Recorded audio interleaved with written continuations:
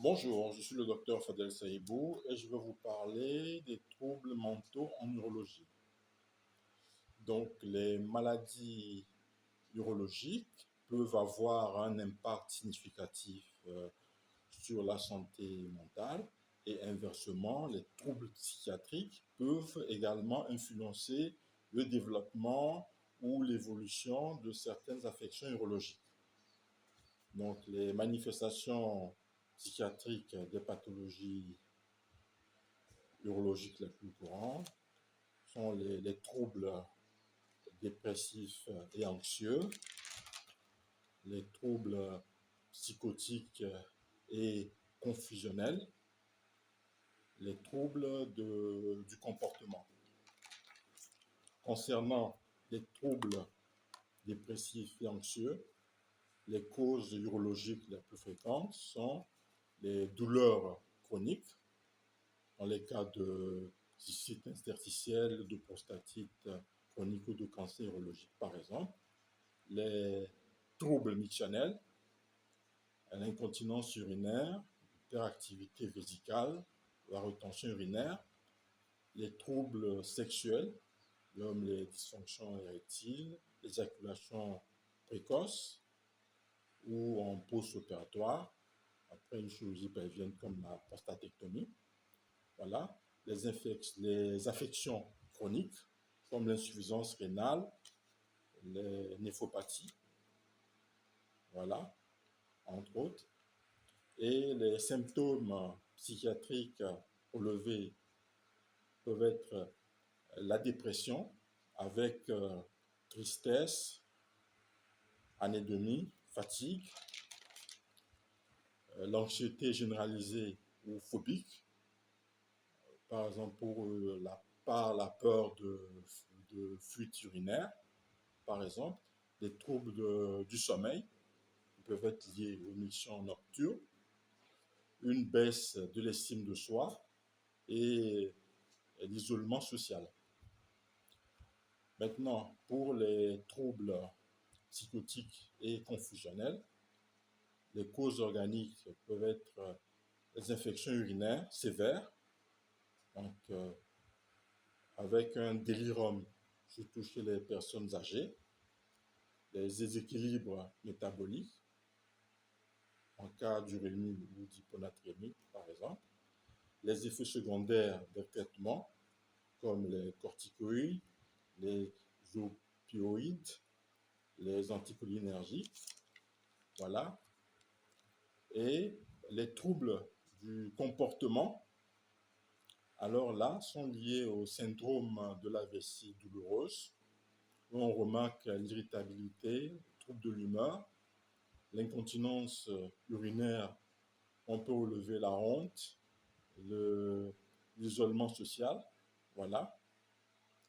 Et à la base de ces troubles, on peut avoir les facteurs physiopathologiques, comme dans le cas de l'infection, de l'inflammation chronique. Voilà, le rôle des cytokines pro-inflammatoires peut induire une dépression. Voilà, donc la dysfonction autonome crée une relation entre l'hyperactivité vésicale et l'anxiété. Voilà. Donc, la douleur neuropathique crée un impact sur la qualité de vie. Voilà.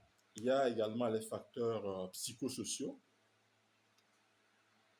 comme la stigmatisation sociale, en cas d'incontinence par exemple, l'impact sur la vie sexuelle et conjugale, le stress lié au traitement, voilà, et les effets secondaires des médicaments urologiques, comme les anticholinergiques, les alpha-bloquants, les opioïdes, voilà, l'immunothérapie également.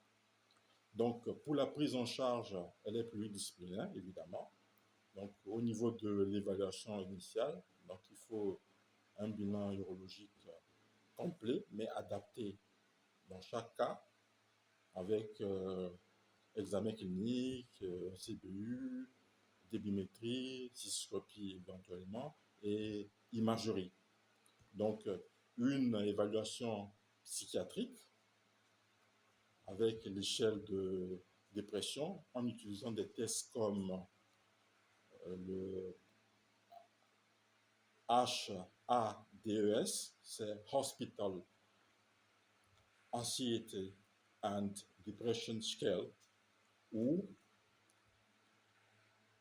PHQ-9, c'est Patient Health Questionnaire 9. Voilà.